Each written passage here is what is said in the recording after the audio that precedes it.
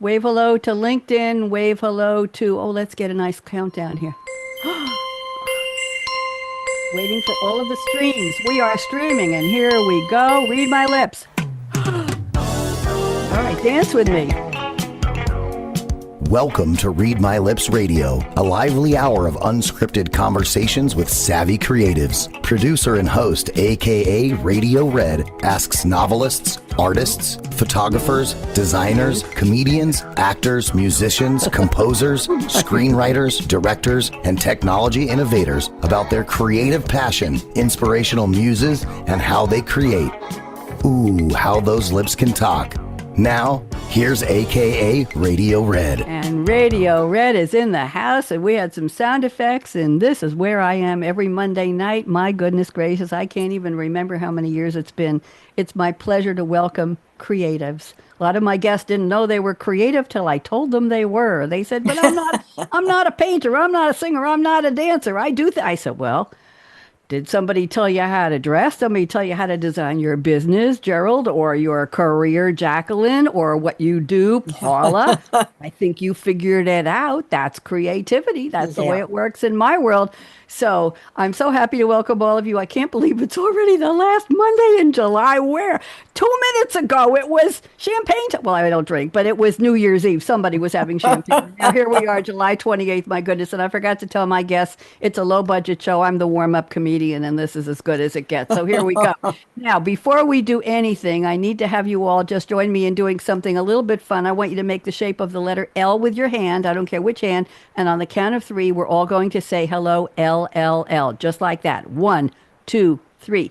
Hello. Hello. L, L, L.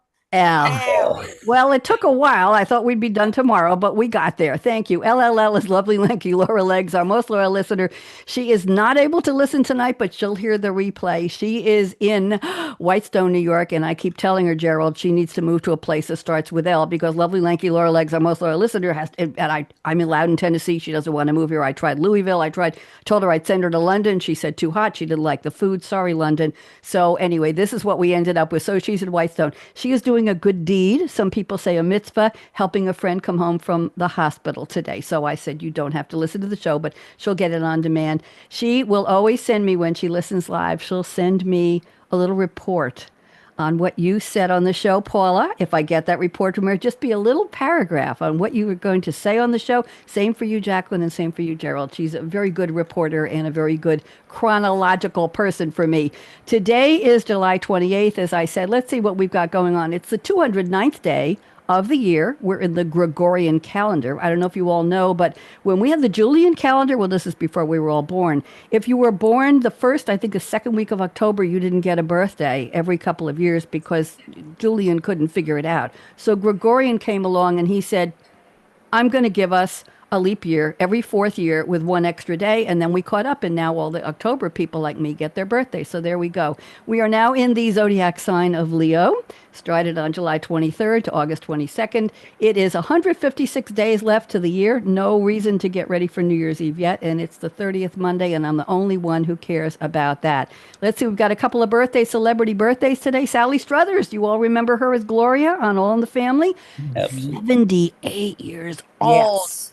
Happy birthdays. I know, Gerald. And Hannah Waningham, if any of you watched Ted Lasso, she played Rebecca, the very elegant blonde lady who owned the team. Yeah, she's 51 today. Today in absentia, Jacqueline Kennedy Onassis's birthday was today. She was born in 1929, former First Lady. And Beatrix Potter, I'm sure you've all enjoyed. Oh, my goodness. Peter Rabbit and Jemima Puddle Duck and Mrs. Tiddlywinkles and all of that. Happy birthday. Obviously, she wasn't around when we were, but she was born today in 1866. So let's see now. I have an interesting introduction. And when I call your name, each of you, I have a little gift for each of you. When I call your name, just wave. But I'm going to call all of your names first. And here we go. Welcome to Cool Conversations with Creatives, our radiant stage where sparks of insight meet the muses we engage. akaRadioRed on her Scarlett mic so bright hosts The Journeys of Creativity. That's our episode today, and her live streaming flight. Today she honors three creatives who were stylish, brave, and true. Paula, Jacqueline, Gerald, I'm describing all three of you, with panelists whose passions inspire all they do. Paula Kemp, wave hello. Jacqueline Werket, wave hello. And Dr. Gerald Robison, wave hello. They gather round, sharing experiences where creativity is found. Here we go. Paula Kemp. I hear somebody's talking in the background. Oh, you know what? Somebody's got an audio on, and I'm getting feedback on everything I'm saying. Can anybody hear that? Somebody is. It's me talking. Brianna, Okay. shut it off. Yeah. Okay. Yeah, she's hearing it. Thank you, Jacqueline. Okay, let me go to my opening now. She's hearing it. Jacqueline, I need quiet now. All I right. told her, sorry. That's Sorry. okay. Here we I go. told her to shut it off. Jacqueline, we need quiet now. I got to do my intro. So Paula Kemp is up first. From Kansas-born roots to Louisiana clay, Paula was inspired by her mom in a bold, rich way. A construction contractor, insurance broker, teacher of teens, Paula sees what's hidden in deep dream scenes. 7 spiritual secrets Paula shares from spirit's domain, where wisdom speaks softly through joy and through pain. She painted, rode horses, and sang as a girl. Later led design teams with flair and with swirl. From horses to hymns, Paula's gifts were stirred, a soulful designer of vision and word. Paula, I hope you like that. I did. I loved it. Of course. I'm Those- glad. I'm glad. Jacqueline, you're next. From Minnesota's lakes to a journey through grief, Jacqueline found healing after losing hope and belief. A poet, a nurse, a journey through pain, she turned her son's loss into love that lives again. With a book on postponed grief soon to her name, now guardian of light is Jacqueline's destined claim. She once starred in school plays and wrote poems from her heart. Now she channels love as a certified healing art. Through Sedona's signs and sacred embrace, Jacqueline writes to guide others with wisdom and grace. I hope you like that, Jacqueline. I loved it. I'm Thank you. You're very welcome. And let's get to I Gerald. loved it. Gerald Robison, born where Appalachia's coal dust blurred the skin, Gerald learned to lead from deep within. With 4 college degrees and the church's call, a minister and author with compassion for all. He drove school buses when he was young and collected rare rides. From VW Things to Mini Mokes, he rode them with pride. Then, facing limited years, he became a time-stretching sage. His book, 30 Seconds That Can Change Your Life, helps people turn the page. Now with tongue cancer fought and voice refined, Gerald is here teaching us how to not leave life behind. Gerald? I'm impressed. Thank you. I thank you. So here's the closing. So gather round with a cool vibe sway as we dive deep into creativity today. akaRadioRed's Mike lights the way. We hope to inspire you to live large, love life, and play. Paula, how'd I do? I thought it was wonderful. I've been watching your show and I enjoy all your starts with the poetry and it's just very nice. And Thank how you, a lot of wisdom. It's very unique. Thank you. Very creative. Very creative. See, I'm being creative. Jacqueline, I hope you enjoyed the opening. Yes? I loved it. You're great. You're awesome. I'll take awesome. I don't know about great. I'll take awesome. It's a nice buzzword. Gerald, what do you think? How'd I do? I think if I wasn't watching, I should be. There you go. There you go. I met all 3 of you at a recent National Publicity Summit, and I booked you right away when I met you. Of course, I only get 2 minutes on the clock to get you to do your pitch and then to talk to me. What I'd like to do is go around the table and have you tell us, just take 2 minutes or so. I'm not clocking you, but just brief. Fill in some blanks. In 8 or 10 lines, I couldn't possibly have captured all of the depth and the core of your life of what you've done. So, Paula, welcome officially. I'm putting you on speaker view. You know how this works. And you haven't been behind the scenes before. Now you know what's really going on. And I'd like you to just tell us a little more about yourself. Paula Kemp, welcome. Go ahead. Well, I started writing a book. I've never been a writer before, but I thought a lot of the stories that I shared with people and that I heard needed to be written down. So I have a book that's on a collection of short stories that demonstrate different gifts that we have that a lot of us don't know we have those gifts. And sometimes they just think it's luck or coincidence. And so I'm trying to make people more aware of these gifts. And so that's what my book's about. Tell me about dreams and coding. What are we doing? Okay. Yeah. So Yeah. a lot of um, a lot of dreams. And so what piqued my interest in the dreams was our son had a dream about one of his friends, and it was really vivid. The friend lived in another state, and he was so alarmed by it. He called the friend and he couldn't catch him, called some of his other friends and said, "You have him call me." They called him, and then um, he told him, he said, "I saw you in a dream. You were drunk. You were driving. Please do not drink and drive anymore." I mean, begged him, and he promised him. And then 2 weeks later, he passed away just like in the dream, the car crash and everything. So I thought there's more to these dreams. I mean, they've been around since ancient history. Egyptians paid attention, Greeks. And so I thought, well, maybe we need to pay more attention to dreams. And so I started taking classes on dream interpretation. Then I started writing mine down and analyzing it. And so they're personal messages to us. Some are junk, like junk mail, and then some are little treasures. So I just want to have people notice more Interesting. their dreams.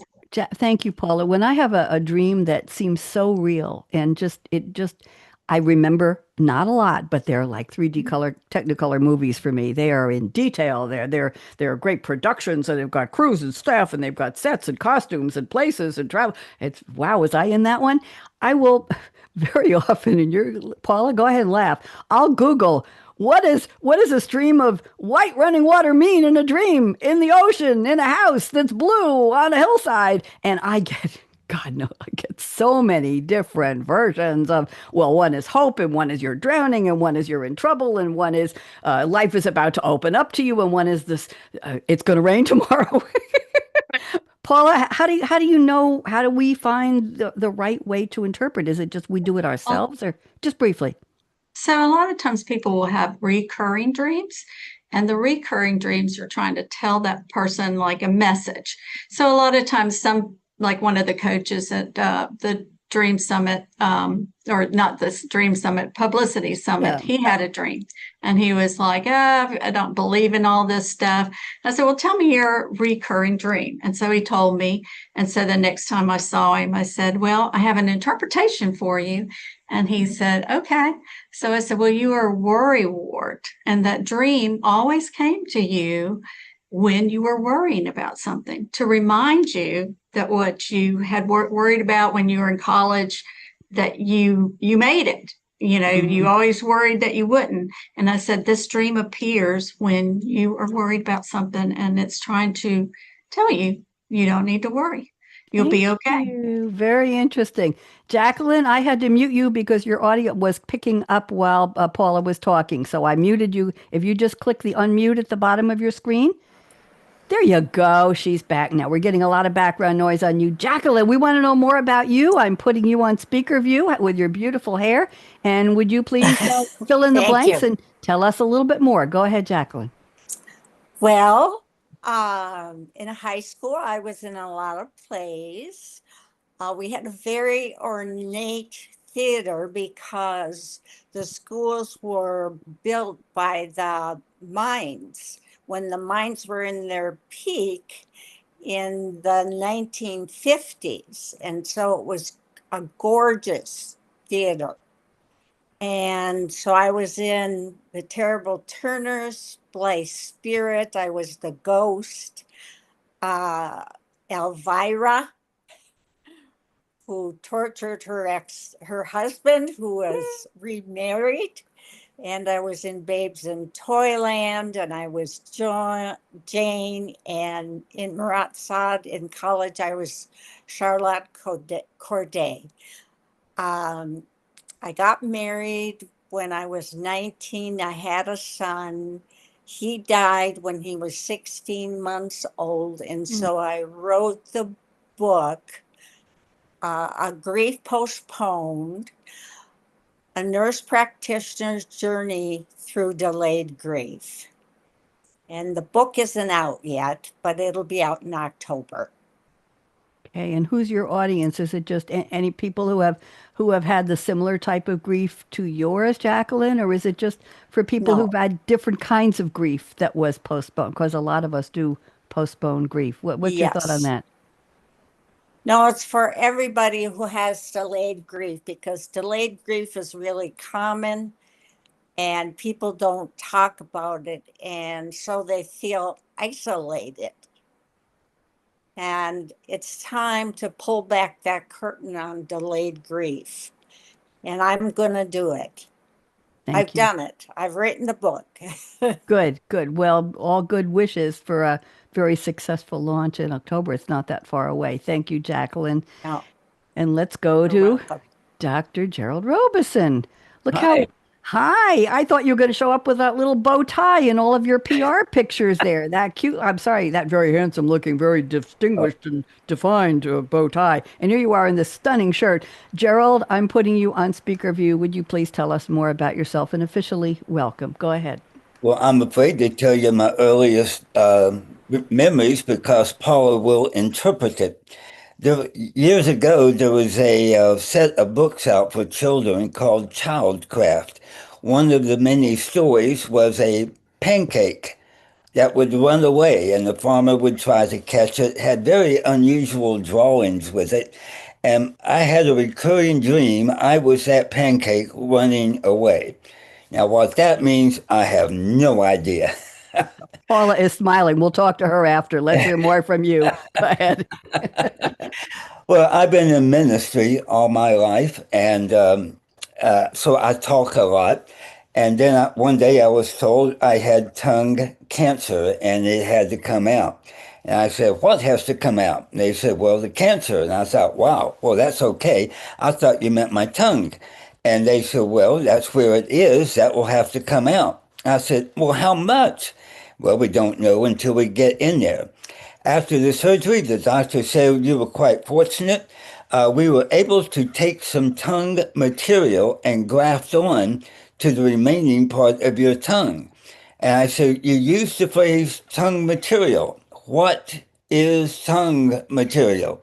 He said, "Well, it's tongue material." I thought, okay, where did you get tongue material? He said, "We got it from a cadaver." And I thought, oh, you mean a dead guy? And he said, yes, he wasn't using it anymore. And some years later, the cancer came back. They removed more of my tongue again. This time they replaced it with part of my arm. And so if I stumble over some words, it's because I'm trying to speak and teach my arm to talk at the same time. Gerald, you are so well spoken and articulate. Am I right, ladies? You speak so beautifully. Oh, If you hadn't told me, I wouldn't know. And I know in your bio you said you wrote somebody said to you, "What's your accent?" that's And you said it's not an accent, it's an impediment. that's right. How much did you have to teach yourself Uh, teach your arm to talk again, Gerald? well, it's an ugly thing. I won't show you my arm, but my tongue is even uglier, so I'm not going to stick that out. But I cannot stick my tongue out. It's not long enough. Uh, it means I had to relearn to eat as well as speak, even to swallow. And so I'm happy with where I am. Why God let me go through that, I don't know, but I'm delighted because I've learned a lot through the process. I'm sure you have. Well, you sound really good. If I didn't know, I wouldn't know. Just Oh, want to tell well, you thank very, you. very, very well spoken. Your words are beautifully formed, and I only say that because you had to learn how to do it all over again. But I'm very happy you're here. Very glad you're here. Thank you, all of you. Jacqueline, I'm just going to give you a little secret here. Your AirPods are picking up noise all around, and when I put you on this, when I put somebody else, you're taking over the Zoom camera shot. So I'm going to mute you when you're not speaking, Jacqueline. Don't be mad at me, but otherwise you're going to be on the shot the whole time. So what I'm going to do now is I'm going to go, and Jacqueline, when I say Jacqueline, please unmute, you'll just click that little button and you'll unmute yourself and you'll be perfect. Everything will be fine. So this is behind the scenes radio here. We say everything. There's no pretense. Okay, reality radio. I still call this radio, kids, because I started doing this radio about 25 years ago when it was really radio. I was the Friday night drive time host, producer on WGBB AM 1240, the oldest AM station on Long Island, and had a couple of TV shows too there. It was a lot of fun. So I still think of this as radio. So let's go to the part of the show where I've asked each of you, please, to send me a quote from a fictional character in a movie or a TV show or a song lyric. I will read a little background on the quote you picked, and then I will ask you to relate the quote to what you do, your creativity. So Paula Kemp, you are first. And Paula picked a very, I don't know this quote, Paula. It's not the one we usually get. And I was very pleased because I had to look it up. It's spoken by Jedi Master Ben Obi-Wan Kenobi. That's a heck of a name, too big for a business card. Played by the wonderful Alec Guinness. Speaking to Luke Skywalker, played by Mark Hamill. The movie, of course, is Star Wars Episode Roman numeral 4, IV, A New Hope, 1977 epic space film. It was retitled Episode 4, A New Hope. It was originally, we all just saw it as Star Wars. Written, of course, and directed by the wonderful George Lucas, produced by Lucasfilm. It's the first film in the Star Wars franchise and the fourth chronological chapter of the Skywalker saga. As the Death Star closes in on the rebel base, Luke Skywalker trusts his feelings and uses the Force to fire the shot heard around the galaxy. I'm not really good with voices, but I'm pretending, Paula. Here's the quote Paula has picked. I watched the clip. I found it. Let go, Luke. Use the Force. That's Obi-Wan Kenobi. Okay, Paula, how in the world did you find this one? Nobody says this quote. I'm so glad you found a different one. So what does this mean to your creativity, Paula? So many people are using AI.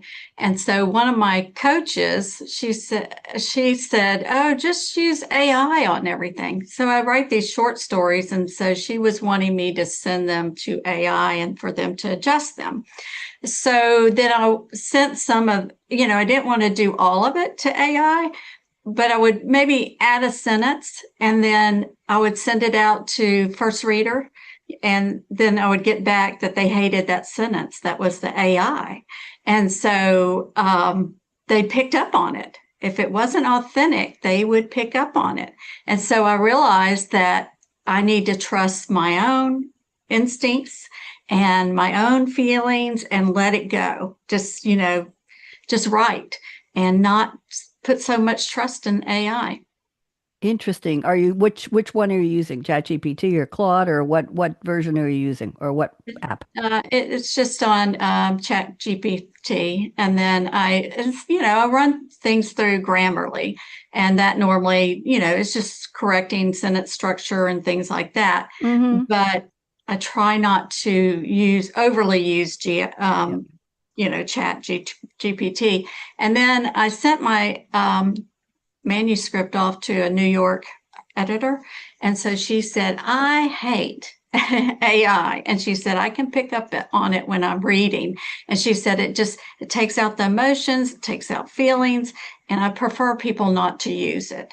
And so when she got mine back, she said she liked it. It kept her interest. So that's my point that I want to make, is to trust your own ability and strengths, and not just always rely, because even with all the books, I'm in a book club. Some of the books I hate, some of them I love. Mm-hmm. So it's part of it, but be yourself. Yep, be yourself. Absolutely. Very, very interesting about that. I read an article last week that one of the things people notice is that AI likes to use M dashes. Does everybody know what an M dash is? Gerald or Jacqueline? No. An M, when you look at your keyboard, it should be on to the right of 0. There is a key that has a long dash and a little short one underneath it. See it? Mm-hmm. The little dash is just a dash. The one on top is called the N dash. That's the width of a typed letter N. But then there's the M dash, which is the mommy and daddy of all dashes. And it's really, really long, and it has a space on either side. So AI apparently loves to put in M dashes, meaning Gerald, who happens to be wearing a really good-looking shirt, is on my panel today. It would put that M dash, so everybody, it's like a real estate, a context thing. It's like, okay, let's get the extra thought. And let's go back. So it's asking you to take a very long pause, and something in between, right, Paula, needs to be Yes. really important. So I was using an AI editor for something I was writing, and I noticed that it put in 165 M dashes, and it looked like a minefield when I looked at the manuscript. I was like, what? So I went back and I did, there's I think it's on the Apple, it's a Command Shift, the letter H, and it will say, what do you want to change? It'll do a global change for you. So I got to get rid of all those damn M dashes. And Right. I can do an N dash on the keyboard. I know how to do that, and I use that often, and I like that. Also, what about the old-fashioned comma? Oh my goodness. And the semicolon, most people don't know how to use that.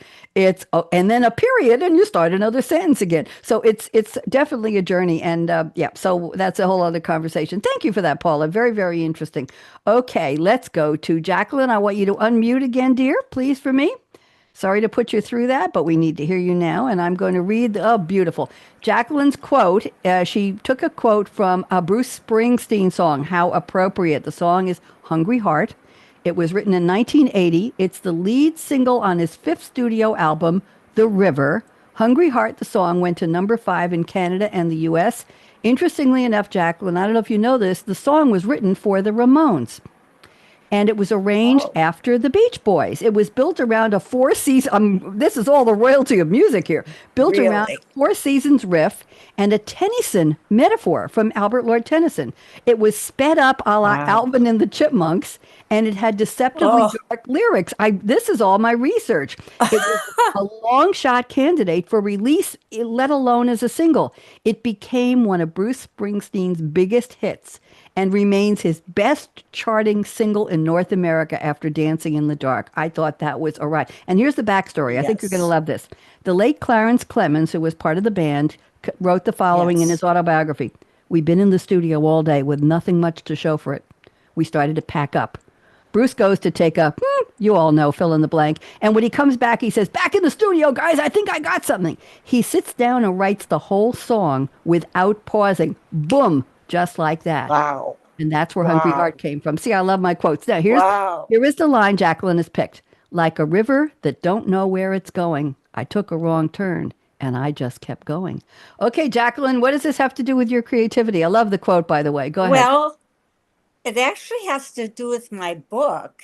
And if I could have used the lyrics in the book, I would have used them. But uh, it actually it's related to my book, because what happened to me was that after my son died, I ended up divorced, and I had to move in with people I didn't know. And so with my grief, I took a wrong turn, and I just kept going, and I suppressed my grief. And,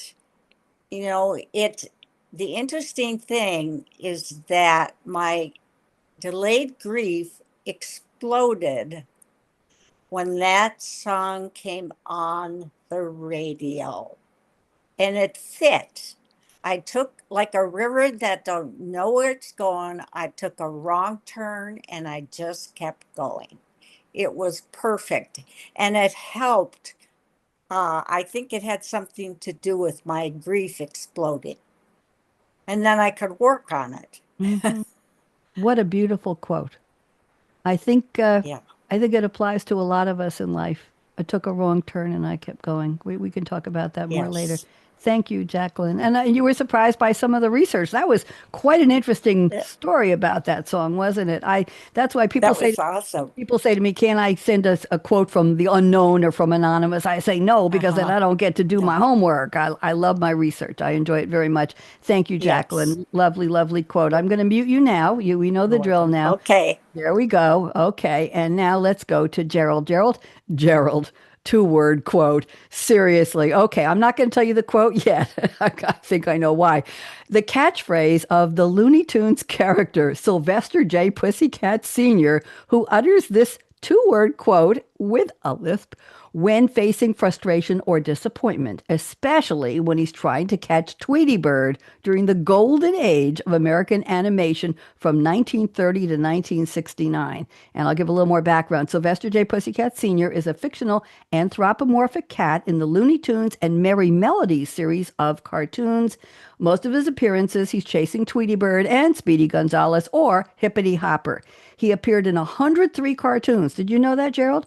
I did not. 103 cartoons in the golden age of animation. He lagged only behind, and there were three superstars of animation ahead of him: Bugs Bunny, Porky Pig, and Daffy Duck.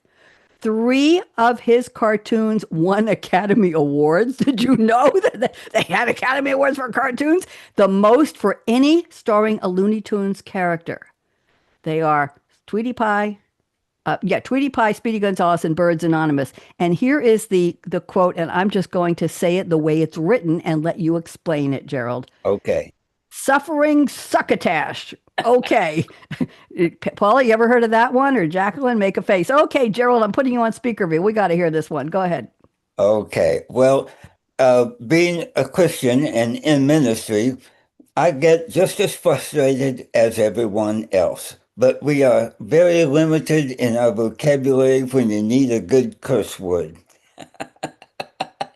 Hold on. I want to get the laughter from Paula. I'm getting laughter from Paula and Jacqueline on, you know what? Hold on. I think I have a laugh track for that. I've got to do this. Here we go. You ready? Hold on. Gerald, just forgive me for this, please. There you go. I added sound effects recently. I had to do that. I'm sorry to interrupt you. Please go ahead, Gerald. That's all right. That's all right. Anyway, I need a way to express my feelings without being offensive. And that was one that Daffy Duck had that all kids could use and had little reason for it, but it's there when needed. So I picked it up and love it. It serves me well. There you go. And how do you say it? Would you pronounce it for us the way you like to say it? Suffering succotash. Okay. And I saw it also printed as suffering succotash. I'm sorry, I went a little bit overboard on that one. We'll just we'll Jordan, take that out. Okay, let's go. Thank you, Gerald. That was very interesting. I'm going to go to the creativity statements now, and I'm going to pick a couple from each of you. What I'd like to do is, Paula, I'm starting with you, and I'm looking at your statement number 2 and number 3. I will read them. This is not a pop quiz. You don't have to find what you sent me. And I'd like you to take a couple minutes to just unpack, as they say on the news. Paula, tell us a little more about what this means. And then I'm going to open it up to Gerald and or Jacqueline. If you have any comments to make to Paula, anything resonates with you, you don't have to. It's not a demand. But if you have anything to say, just wiggle your finger and I'll call on you. And Jacqueline, when you wiggle, I'll say, Jacqueline, you'll unmute yourself. So here we go. Here are Paula's 2 statements. She says, 2 of her 4. My creative process starts in the morning. However, lately, I stay up sometimes till 12:30 in the morning at night. And then she says, I like to write in my living room, which is like a treehouse overlooking Cross Lake in Shreveport, Louisiana. Okay, we've got a treehouse, we've got a living room, and we got a late night. Paula, tell us more, please. Setting, and we bought the house after COVID. I just felt like I needed a place different, and it seemed very relaxing. And my husband had just been diagnosed with stage 4 cancer, and so 20 days after we bought it. So then I remodeled it, and it took over a year, and so he loves it. He's healed. He's doing very well, but to move him out of that house is hard to do because it is like a tree house. The second story, the living room is on the second story, overlooking the trees and the lake, and so it's very peaceful. But nighttime is when it's quiet. I don't have a lot of disruptions, not a lot of phone calls. I'm not checking my emails. I'm not getting distracted with the phone, and my creativity, I think, starts flowing at that time. Very interesting. And can you compare that to other times of the day? Did you used to write in the morning, perhaps, or afternoons, or in a coffee shop, or outside? What's it? Just give us a juxtaposition, or I'm sorry, a comparison of other places and other ways that didn't work as well for you, Paula. I know several people that do write in coffee shops. That would not work for me. That was just too many distractions. So I have to set a time, like get all your distractions done, all your chores, whatever, and 10:30 you start writing. And so I have to make it a habit where there is a specific time that I need to have my hiney in the chair and start writing. Thank you, Gerald. Any comments, or Jacqueline? Anybody? No, I can relate. You need that special place and that special time. At least I do. And normally, when it's quiet and peaceful, that's when the ideas can flow. It's just you and your notebook. Yep. Jacqueline, you want to unmute? I see you want to say something. Yep.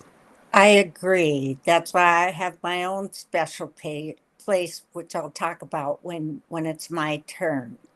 And I am a night owl, but I have trained myself to write during the day because it's quiet in my house. And my husband's at work and he takes our dog to work with him. So I'm not bothered. That's a good one. Thank you very much. Thank you, Paula. I'm going to go to Jacqueline. I'm going to you next. And I have some Okay. funny comments here from you. And I'm going to read statement number 2. I like this one. You say, I created Jacquelina's Charm School for fun. I have an assistant Yes. named Impetuous. I love writing newsletters to Jacquelina's. It's JAC with a capital J. Que with a capital Q, Lena with a capital L, all one word. Jacquelina's constituents. I call my sister Connie Constantinople, my sister Sally Salamander. My husband's name is Billy Bob, and he published his book before mine, The Ins and Outs of Dumpster Hopping. And then she says, I write a shitty first draft. It's the lump of clay I will sculpt into a book when I rewrite it. So let's talk about this Jacquelina's constituents. I want to know about Constantinople, Salamander, and Billy Bob. Okay. Go ahead. Well, Jacqueline's Charm School is it's kind of juxtaposition to a book on grief. I have a good sense of humor and I can entertain myself and laugh easily. And so I decided to create Jacqueline's Charm School. And what I do is I write newsletter to my relatives. I have at least 65 relatives. We just had a picnic, our 50th picnic over the 4th of July. And I send them newsletters and I give them advice about life. And Impetuous is my assistant, but I can't keep track of her. She's all over the place. So when I need her, she's never near. And Constantinople, she's my older sister, and I gave her a soybean breast implant. And my sister Salamander is my younger sister, and she lives in northern Minnesota. And we every year uh, we have a seasonal affective depressive ball in International Falls, Minnesota, because it's the coldest and darkest place in Minnesota during the winter. And we have drug reps and we sell seasonal effective depressive lights. We have a tree you can hang your souvenir from your most recent surgery. And we have a lot of fun. We have a lot of fun. The girls start shopping for their frocks really early in the year. And I have a sister assista, I call her, and her name is Seaweed. And she is in a sanitarium because she was having lunch in a cafeteria and she said a prayer, and a raccoon fell through the roof onto the table in front of her, and she hasn't been the same since. Gerald is going out of his mind with this one. I didn't know we had another comedian on the show here, Jacqueline. That is a riot. So your newsletters and you invent names and characters and you're writing little Yes. sitcoms about them. Did Yes. Paula or Gerald do you want to make any comments? I'm so intrigued. Anything? Did Wow. she say 65 relatives? Yeah. Yes. Wow. I have 10 relatives that I love. They're very nice people. And 10 out of 65, that's not bad, is it? I've got six. Plus the two grand dogs. So I've got eight. Yeah, I've got eight. That's Yeah. about Yeah, it. they Everybody count. else is gone. Wow, interesting. Paula, any family lore you want to talk about? Anything? Just, I can't imagine 65. I can't either. I thought that was a huge number for me when I start analyzing how many people I'd send that newsletter, but it wouldn't be 65, maybe 30. Oh my goodness gracious. Well, I want you all to know that Yeah. my Monday e-blast that I sent out this morning about this show went to almost 1,200 people. And Wow. that's Wow. And I'll tell you, I've accumulated the names from all the summits I've attended. That tells you how many years. And every time I meet authors like you and people looking for publicity like you, I add them to the list. And it just keeps growing and growing and growing. And not too many people have the audacity to say, take me off your damn list. I don't want to see your stuff anymore. I got one today. I haven't had a request to unsubscribe in probably 3 to 6 months. So they probably aren't reading it, but they're not they're not telling me that. So that's my biggest 1,100 people. Yeah, that's pretty good. Thank you, Jacqueline. That was just absolutely You're delightful. welcome. Just delightful. I'm gonna mute you now so we don't pick up Okay. your AirPods are very sensitive. It's not anything you're doing. It's Okay. just AirPods. So I'm gonna mute you. There we go. Gerald, I have your creativity statements, but there's something I want you to talk about that I don't think we've done yet. Is the story of your book, 30 Seconds That Can Change Your Life. And I would like you to tell us about the parable about the diamonds in the backyard.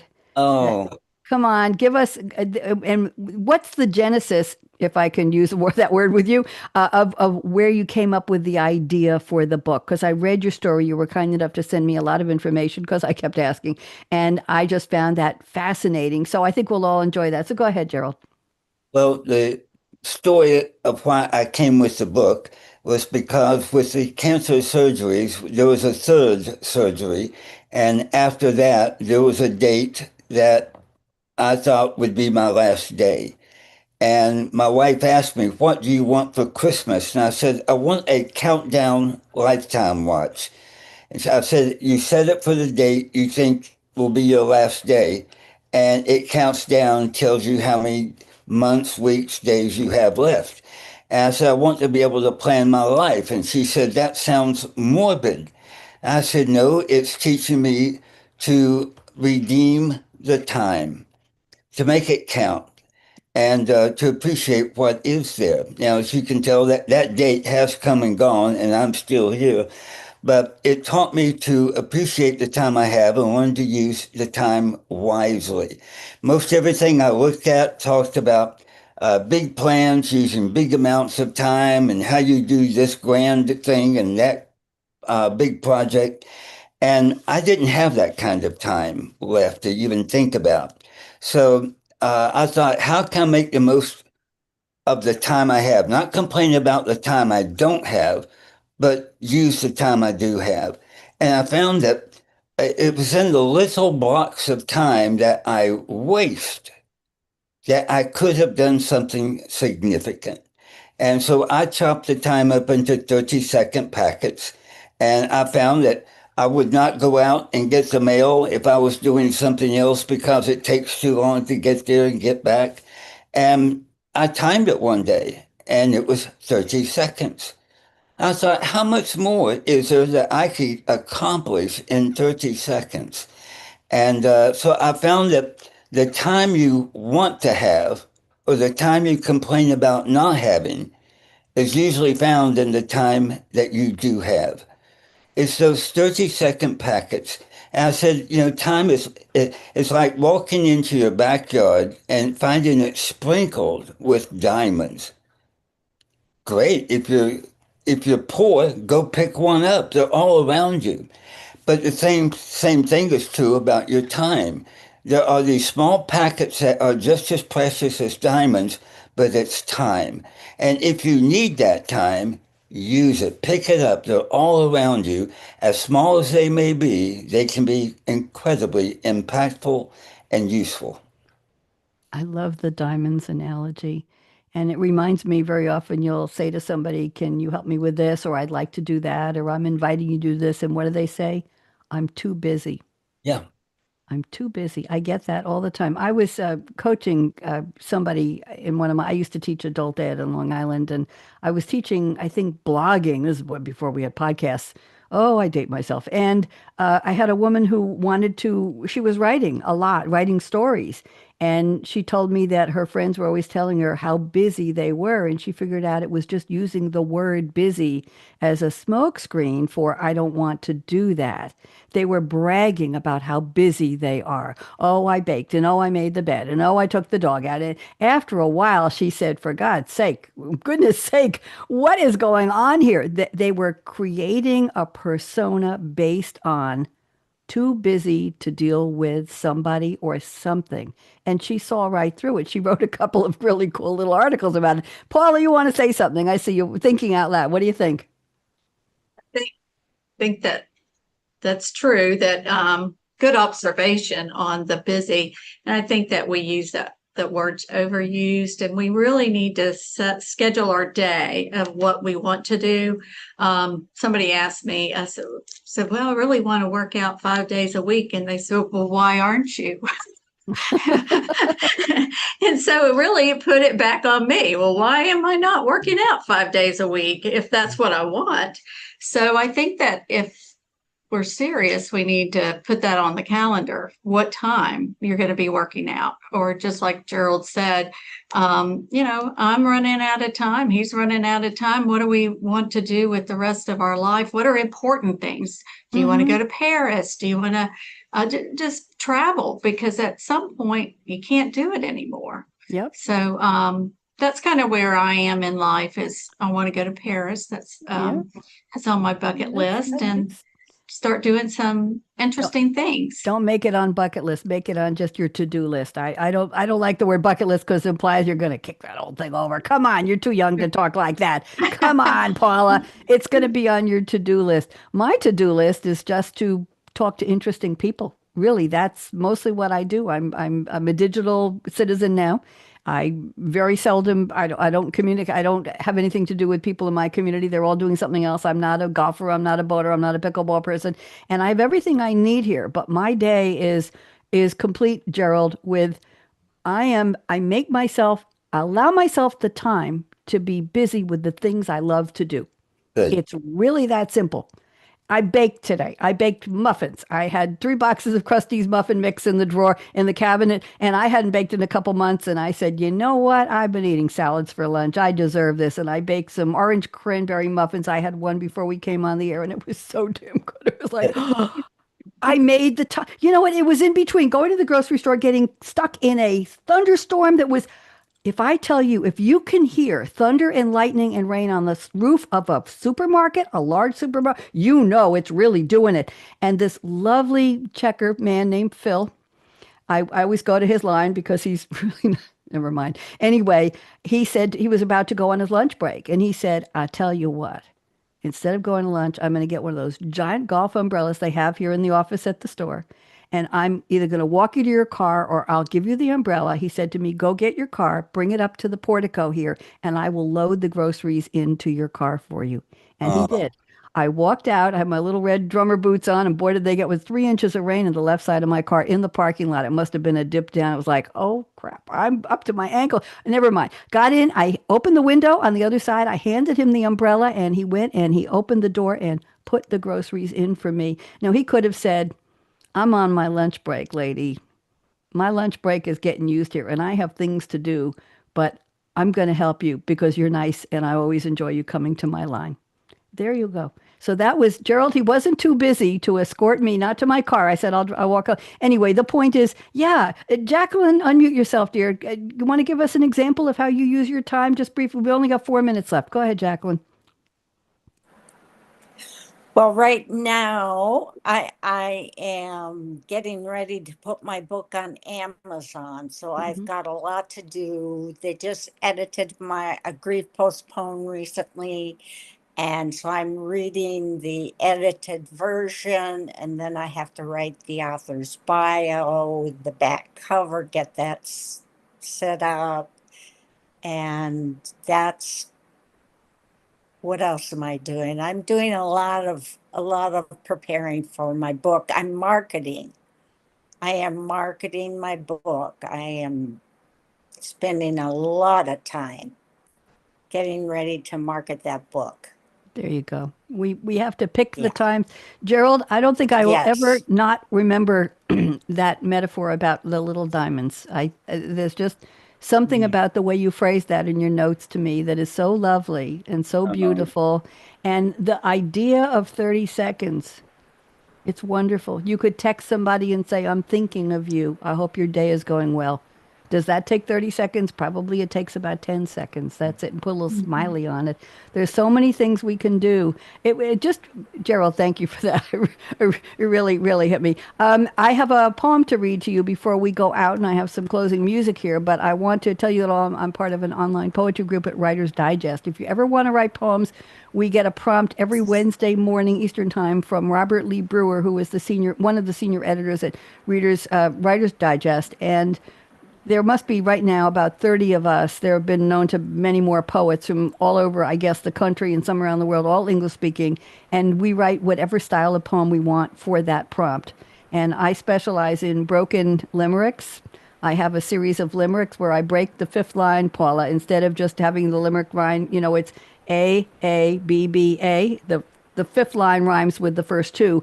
I make it a very long paragraph with commas, no em dashes, and it just keeps going until it finally hits that last word that rhymes with the first two. And it's a story of Timmy and sweet Susie and Dad's T-Bird. And Susie was a bad girl sitting on Timmy's lap, and he crashed into the guitar and into the garage door. Sorry, and he crashed it, and Dad won't let him use the T-Bird anymore. So he's looking for a new girlfriend. But I've been doing this for 2 months, and I have people who ask me what's coming next for Bad Susie. And it's so anyway. What I want to tell you was I love acrostics, and let me read this one. I think you'll enjoy it. The prompt was July 24th, 2024, a year ago. Actually, a year ago this week. And the prompt was the word night shift, NIGHTSHIFT. And I'm not going to put it on the screen to show you, but I will try to emphasize the NIGHTSHIFT in this acrostic. So here we go. It's for all of you. Never quite really at rest. It's the life of a creative, going, gripping, gyrating, growling, groaning, growing, highs and lows, flowing on a mental Mobius strip. The days are the nights are the days again, shifting off and on into and out of gear, hoping for unique brilliance even once. It's a calling, command, curse, roller coaster, finding eureka, euphoria amid frustration and fears. Thus is the life of the creative. What do you think? It's beautiful. Thank you. Beautiful. It's one of my favorites. I've written over 700 poems. Beautiful. And if any of you want the link, it's free. You just go into discuss.us and you just register with an email and a password. That's it. There's no charge. But in the months of April and November, we get a prompt every single day for 30 days in those 2 months. So I've done 2 years of Aprils and Novembers, and I write 5 to 10 poems every day those months. So it's like 700 or 800 poems, and it's a blast. So here we go. I'm going to close now. I'm just about ready to put the music on, and I want to thank you. Please stick around, and we'll talk a little bit after. I want to say thank you to Jordan Henson, who is our engineer from the Voice America. I think we're on the Empowerment Channel today. And let me do my closing, and here we go. Ladies, this isn't for Gerald. In 2014, I closed with the top 10 tips for women, Paula and Jacqueline. And the number one tip was aspire to be Barbie. The biatch has everything. Okay, that was from 11 years ago. And here's the real closing. Gerald, listen, life is short. Break the rules. Forgive quickly. I haven't learned that one yet. Kiss slowly. Definitely. Love truly. Laugh uncontrollably. Everybody laugh with me. 1, 2, 3. Not bad. And never regret anything that made you smile. Final words. Work like you don't need the money. Mostly likely, nobody really cares. You just got to do it if you got to do it. Dance like no one's watching. They all watched when I taught disco. Oh, yeah. Sing like nobody's listening. I didn't sing on the show today. And love like you've never been heard. We all have, right, ladies and gentlemen? Let your heart regrow, regenerate, renew itself, and learn to love again. Money talks. Chocolate sings, la.